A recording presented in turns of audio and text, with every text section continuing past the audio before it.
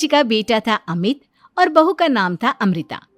सुमित्रा जी की बहू की बातें सुनकर ऐसा लगता था कि जैसे वो बहुत इंटेलिजेंट है, क्योंकि उससे कभी भी कोई भी सवाल पूछो फट से जवाब दे देती थी। अरे भाई, उसके जवाब से तो गूगल भी पीछे रह जाता था। और इसलिए कम से कम सुमित्रा जी के घर में तो किसी को भी गूगल की जरूरत ही नहीं पड़ती थी। जब भी घर में कोई बात चलती, कोई कुछ भी कहता, तो अमृता फट से कह देती, ये तो मेरे साथ भी हुआ था, मुझे इसके बारे में सब मालूम है। एक दिन सुमित्रा जी अमित और अपनी बहू अमृता के साथ अमित के बुआ जी, फूफा जी यानी कि मुकेश और उर्मिला जी के यहाँ पर मिलने के लिए गए। अरे बहुत अच्छा किया अमित बेटा, इतने दिनों के बाद आए हो तुम। हाँ सुमित्रा भाभी, कभी तो आ जाया करिए अपने बच्चों को लेकर। आपकी बहू के आने से तो हमारे घर में भी रौनक आ गई है। वो क्या है ना, अमित ऑफिस के काम में बहुत बिजी रहता है, इसलिए उसे तो वक्त ही नहीं मिल पाता। अच्छा, लगता है नौकरी काफी मुश्किल है अमित की। अरे नहीं नहीं फूफा जी, ऐसी कोई बात नहीं है। आप तो जानते हैं ना प्राइवेट जॉब में कितना काम होता है। अरे कोई समझे ना समझे, मुझे तो पता है प्राइवेट नौकरी में इतना काम करना पड़ता है कि इंसान की आफत आ जाती है। लेकिन बेटा, तुमने तो कभी जॉब की ही नहीं, तुम्हें कैसे पता? अरे जॉब नहीं की तो क्या हुआ मम्मी जी, सब जानती हूँ मैं। सबसे पहले ऑफिस में जाओ, वहां पर अपनी एंट्री डालो, उसके बाद दिन भर सिस्टम पर बैठकर काम करो। चारों तरफ कैमरे लगे होते हैं, आप अपनी नजर इधर की उधर नहीं कर सकते। उसके बाद दिन भर बॉस की चिक चिक सुनो, वो अलग से। यही सब होता है, मुझे ना सब पता है। अरे बहू रानी तो काफी इंटेलिजेंट है, हर बात की खबर है इसको। थोड़ी देर बाद, अब देखिए सुमित्रा भाभी, इतने दिनों के बाद आई हैं आप, खाना खाकर ही जाना, ऐसे तो मैं आपको जाने नहीं दूंगी। वैसे बुआ जी, खाने में क्या बनाया है? वो क्या है ना बेटा, आज तुम्हारी बुआ जी की तबीयत थोड़ी ठीक नहीं थी, इसलिए हमने सोचा कि जब तुम लोग यहाँ आ जाओगे तो बाहर से खाना मंगवा लेंगे और साथ में बैठकर खाएंगे। लेकिन बस प्रॉब्लम इतनी सी है कि मुझे बाहर से खाना ऑर्डर करना नहीं आता। सोचा जब अमित आएगा तो उसी को बोल दूंगी। अरे मुझे आता है ना, मैं कर देती हूँ ऑर्डर। बताइए क्या क्या मंगाना है आपको? इटालियन, कॉन्टिनेंटल, इंडियन, पंजाबी, सब पता है मुझे। क्या बात है बहू, क्या घर में भी खाना रोज बाहर से ऑर्डर करती हो? अरे नहीं नहीं बुआ जी, ऐसी कोई बात नहीं है, बस मुझे ना सब पता है। कोई बात नहीं अमृता, मैं अपने फोन से ऑर्डर कर देता हूँ। अरे क्या बात है, आजकल ऑनलाइन डिलीवरी पर कोई ऑफर नहीं चल रहा है, वरना काफी पैसे बच जाते। कैसी बात करते हैं अमित, मैं कह रही हूँ ना मुझे सब पता है। मुझे एक बहुत अच्छा ऑनलाइन डिलीवरी वाला मालूम है, जहाँ पर 50% ऑफ मिल जाएगा। और आज तो वैसे भी फ्राइडे है ना, फ्राइडे को तो उस पर 50-70% ऑफर मिलता ही मिलता है। अरे क्या बात है, इसके बारे में तो मुझे पता ही नहीं था। अरे बेटा, जिस चीज के बारे में किसी को पता नहीं होता, हमारी बहू को पता होता है। एक काम कर, तू उसी को ऑर्डर करने दे। क्या बात है अमृता बेटा, तुम तो बहुत इंटेलिजेंट हो, सब कुछ जानती हो। कुछ दिनों के बाद सुमित्रा जी की कुछ सहेलियां उनसे मिलने के लिए आती हैं। अरे सुमित्रा बहन कैसी हो, बहू कैसी है तुम्हारी? अरे पूछिए मत, बहुत इंटेलिजेंट है मेरी बहू, सब कुछ जानती है। क्या बात है, बहू के आने के बाद तो औरतें दुखी हो जाती है, लेकिन तुम तो बहुत खुश लग रही हो। वो क्या है ना, मेरी बहू है ही इतनी अच्छी। अरे तो बुलाओ ना, हमारे साथ बैठेगी, बातें करेंगी तो हमें भी अच्छा लगेगा। सुमित्रा जी अमृता को बाहर बुलाती हैं और उसके बाद सब लोग बातें करने लगते हैं। क्या बताऊं, कुछ दिनों से घुटनों में इतना दर्द हो रहा है कि चला भी नहीं जाता। अब बुढ़ापे में तो ये सब चलता ही रहता है, क्या कर सकते हैं। आंटी जी, आप योगा करिए, योगा और साथ में ना काले तिल खाया करिए, आपके घुटनों का दर्द भाग जाएगा। लेकिन तुमको ये सब कैसे पता बेटा? अरे मेरे भी घुटनों में दर्द होने लगा था, मैंने योगा किया और काले तिल के साथ गुड़ मिलाकर उनके लड्डू बनाकर खाए, एकदम ठीक हो गए हैं मेरे पैर। अमृता, ये तुम क्या कह रही हो? इतनी कम उम्र में तुम्हारे पैरों में दर्द कैसे हो सकता है? अरे मम्मी जी, सच कह रही हूँ, एक बार अगर कोई ये नुस्खा अपना लेना बस मजा आ जाए। ठीक है बेटा, अगर तुम कहती हो तो मैं ये करके देखती हूँ। मुझे सब पता है आंटी जी, ये मेरे साथ हो चुका है, इसीलिए तो बता रही हूँ मैं आपको, ऐसे नहीं बताती किसी को। कुछ दिनों के बाद अमित अमृता को अपने दोस्तों के साथ घूमने के लिए ले जाता है। क्या यार, क्या जिंदगी हो गई है।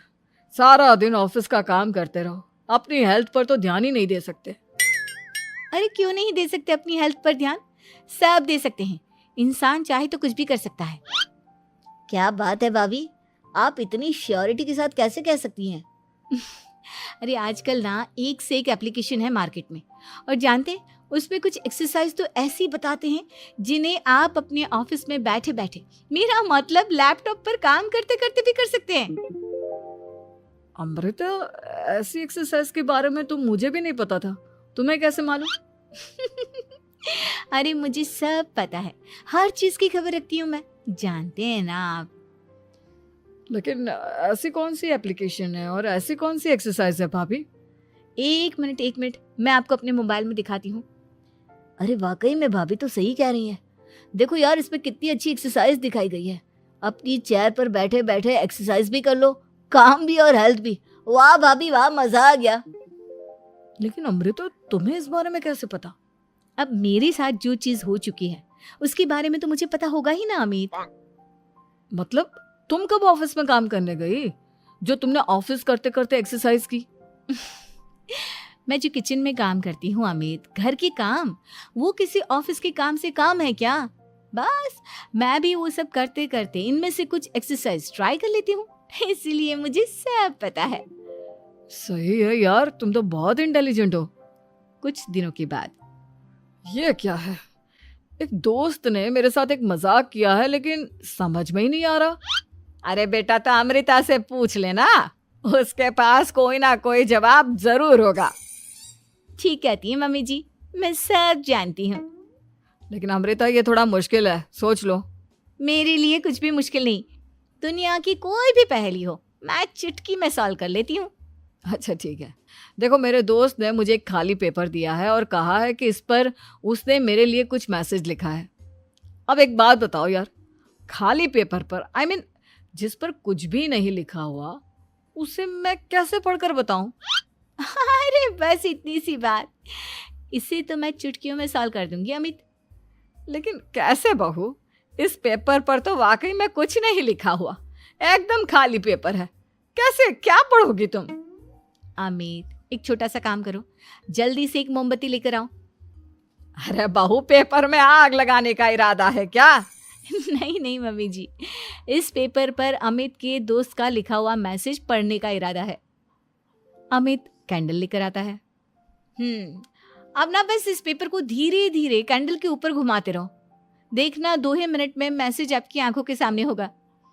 अच्छा ठीक है, मैं ऐसा करके देखता हूँ। 2 मिनट के बाद, अरे वाकई में इस पर तो अक्षर बनने लगे, लेकिन ये हुआ कैसे? और अमृता, तुम्हें कैसे पता?